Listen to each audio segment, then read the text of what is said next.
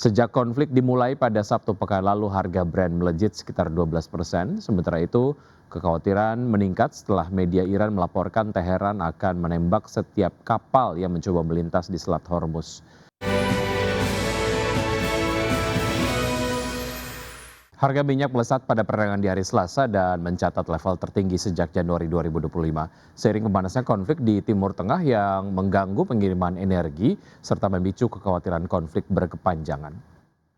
Harga minyak mentah berjangka Brent ditutup melonjak 4,7% menjadi $81,4 per barrel, sedangkan minyak mentah berjangka West Texas Intermediate naik 4,7% ke posisi $74,56 per barrel. Sejak konflik dimulai pada Sabtu pekan lalu, harga Brent melejit sekitar 12%. Sementara itu, kekhawatiran meningkat setelah media Iran melaporkan Teheran akan menembak setiap kapal yang mencoba melintas di Selat Hormuz. Sejumlah perusahaan asuransi pun membatalkan pelindungan bagi kapal yang beroperasi di kawasan tersebut dan tarif pengiriman minyak dan gas melonjak tajam.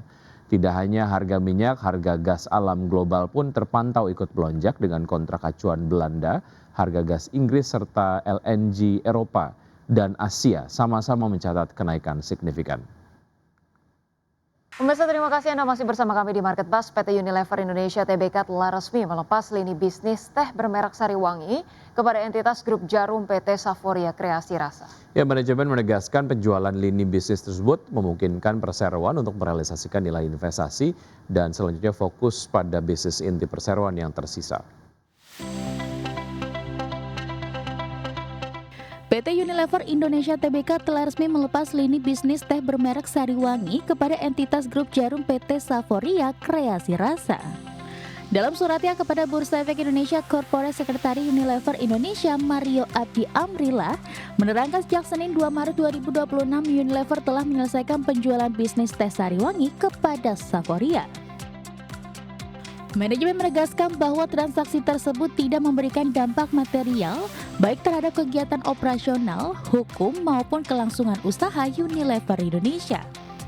Justru penjualan lini bisnis tersebut memungkinkan Unilever untuk merealisasikan nilai investasinya dalam bisnis teh di Indonesia dan mengembalikan nilai tersebut kepada para pemegang saham dalam jangka pendek, serta berfokus pada bisnis inti perseroan yang tersisa guna meningkatkan nilai bagi para pemegang saham dalam jangka panjang. Sebelumnya pada awal tahun 2026 Unilever Indonesia mengumumkan bahwa pihaknya tengah dalam tahap melepas bisnis teh dengan merek Sariwangi. Divestasi bisnis itu dilakukan melalui penandatanganan perjanjian pengalihan bisnis pada Selasa 6 Januari 2026. Penandatanganan itu dilakukan Unilever bersama PT Saforia Kreasi Rasa. Kedua belah pihak menyepakati harga senilai 1,5 triliun rupiah untuk mengalihkan bisnis teh Unilever tersebut. Berbagai sumber, IDX Channel.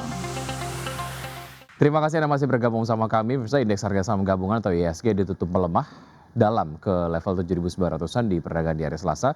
IHSG terbebani pembalikan arah melemah saham komoditas emas usai naik tinggi di perdagangan Senin awal pekan. Indeks harga saham gabungan atau IHSG ditutup melemah cukup dalam 0,96% di level 7.939,767 di perdagangan Selasa. Secara intraday IHSG bergerak fluktuatif.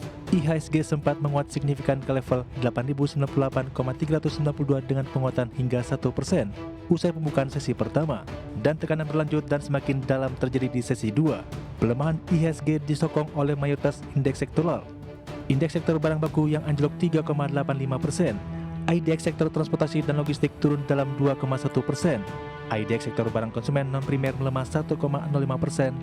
IDX sektor properti dan real estate koreksi 0,87%. Sementara itu, IDX sektor perindustrian menjadi sektor dengan penguatan terbesar, naik 0,59%. Dan IDX sektor energi menguat 0,24%. Adapun saham emas menjadi pemberat utama IHSG di perdagangan Selasa. Di antaranya saham AMMN ditutup melemah 6,51% di level Rp6.825 per saham. Saham MTK ditutup melemah 7,11% di level Rp3.660 per saham. Saham RMS ditutup melemah 2,97% di level Rp980 per saham. Saham ANTM ditutup koreksi 4,34% di level Rp4.410 per saham, dan saham emas ditutup tertekan 2,87% di level Rp8.450 per saham. Saham-saham emiten emas kompak melemah terdampak profit taking usai naik tinggi di sesi perdagangan Senin. Sementara itu, perang udara Amerika Serikat dan Israel terhadap Iran meluas tanpa tanda-tanda akan segera berakhir. Israel menyerang Lebanon sebagai respon atas serangan Hizbullah. Sementara Teheran terus melancarkan serangan rudal dan drone ke negara-negara Teluk yang menjadi tuan rumah pangkalan militer Amerika Serikat. Serangan terhadap Iran telah menyeret kawasan Teluk ke dalam perang, serta menghentikan pelayaran melalui Selat Hormuz, jalur vital yang dilalui sekitar 1/5 perdagangan minyak dunia dekat pantai Iran, sehingga mendorong lonjakan harga minyak. Berbagai sumber untuk IDXNO. PT Barito Renewables Energy Tbk mencatat total kapasitas pembangkit panas bumi mencapai 926 MW atau mendekati target 1 gigawatt. Ya, total kapasitas tersebut dicapai usai perseroan melalui anak usahanya yakni Star Energy Geothermal baru saja menyelesaikan proyek retrofit pembangkit listrik geothermal Wayang Windu unit 1 dan 2 pada awal 2026. Adapun proyek retrofit Wayang Windu mencakup peningkatan komprehensif pada kedua unit pembangkit. Presiden Direktur PT Barito Renewables Energy Tbk Hendra Sucipto Tan mengatakan ekspansi berkelanjutan perseroan mencerminkan keyakinan bahwa energi panas bumi dan angin merupakan pilar fundamental masa depan energi bersih Indonesia. Sejalan dengan penyelesaian proyek retrofit Wayang Windu dan ekspansi unit Salak Binary, perseroan masih meraih tambahan kapasitas listrik sebesar 40 MW. Alhasil keseluruhan kapasitas pembangkit listrik panas bumi perseroan meningkat dari 886 MW pada Oktober 2023 menjadi 926 MW. Pemirsa, kinerja gemilang ditorehkan emiten sawit grup Sinarmas PT Sinarmas Agro Resources and Technology Tbk atau SMAR sepanjang 2025. Laba bersih perusahaan melonjak lebih dari 100% seiring kenaikan penjualan dan perbaikan kinerja operasional. Kinerja gemilang ditorehkan emiten sawit grup Sinarmas PT Sinarmas Agro Resources and Technology Tbk atau SMAR sepanjang 2025. Laba bersih perusahaan melonjak lebih dari 100% seiring kenaikan penjualan dan perbaikan kinerja operasional. Sepanjang tahun 2025, SMAR membukukan penjualan bersih sebesar Rp86,94 triliun, angka naik 10,28% dibandingkan 2024 sebesar Rp78,83 triliun. Penjualan ditopang pasar domestik sebesar Rp46,04 triliun, serta ekspor Rp40,9 triliun. Di sisi profitabilitas, beban pokok penjualan meningkat menjadi Rp76,73 triliun dari sebelumnya Rp70,82 triliun.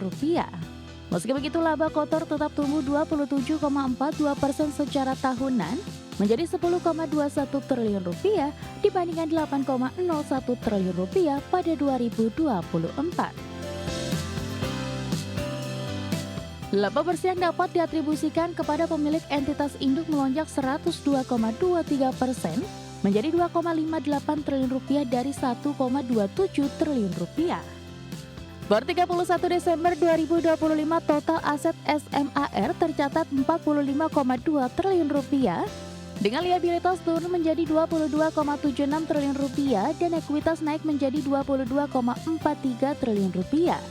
Posisi kas dan setara kas juga meningkat menjadi Rp2,02 triliun di akhir 2025. Berbagai sumber IDX Channel.